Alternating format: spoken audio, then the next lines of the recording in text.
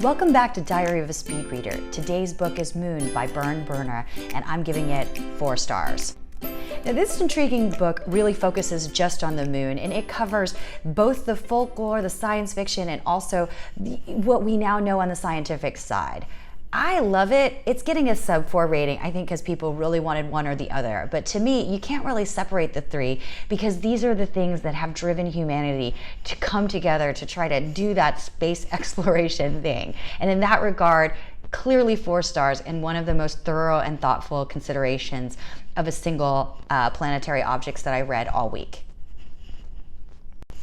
Now, I'm going to give you 3 things that I thought were really great takeaways. But before we do that, I wanted to encourage you to join my YouTube station. I'll have details in my bio, but also if you just go to YouTube, type in Diary of a Speed Reader, I should come up. I've been really enjoying the last 100 days, but I will probably continue posting there instead of here on Instagram. Now, let's get into what makes this book so great. The first thing has to do with the fact that this book gives the 3 competing theories for what we thought the moon was. And it's intriguing because Erasmus Darwin, Charles Darwin's kid, was one of the theorists. I think it's fascinating because today we take so much for granted in where science has come. We think, oh, you just do the experiment, whatever. But when it comes to space, things are so far away. And thinking about how people were coming to their thought process, their conclusions to try to get knowledge, and then realizing that these theories are what's driving the type of research that's being done in space.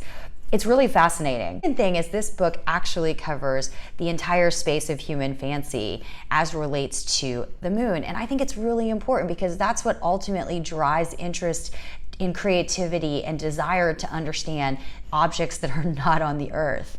You know, they talk about the science fiction that exists on the moon, including Jules Verne, who's writing before the time that we get there. Jules Verne was pretty close. There were a couple things that were off, but still, you got to give the man credit.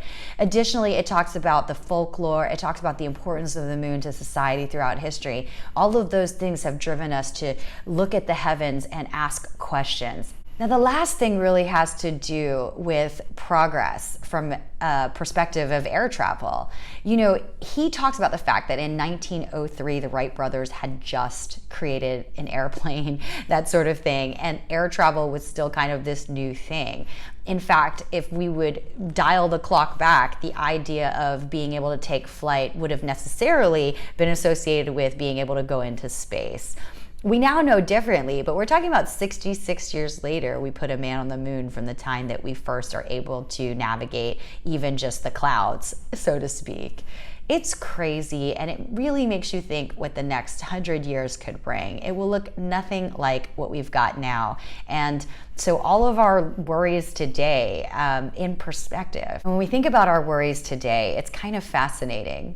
Speed reading stats. This book is 290 pages. I read it in 47 minutes. And I want to thank the New York Public Library. I read this book in Bangalore, and I would not have been able to do it without all of their hard effort to put things on e-reader. It allows me actually to feel kind of like I'm still connected to home, and I think it's awesome. Thank you for liking, sharing, commenting, or otherwise being a part and supportive of this effort. I will see you tomorrow.